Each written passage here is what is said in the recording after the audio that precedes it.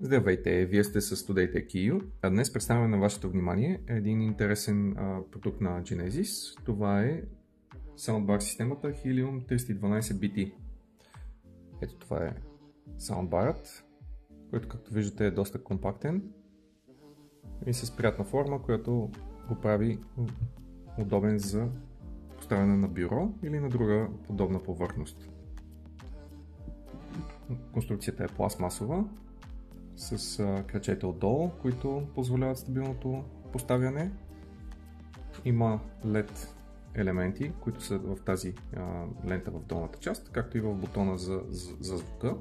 Имате възможност за смяна на ефектите с един от бутона тук горе, като така са налични различни цветови опции. А с този бутон можете също така да регулирате и нивото на бас с задържане. Другият бутон превключва жична или безжична връзка. Устройството се захранва с USB кабел, като може през него да бъдат подавани данните за звука, но също така може и Bluetooth опцията да използвате, като така да го свържете с безжичност с вашия смартфон, например.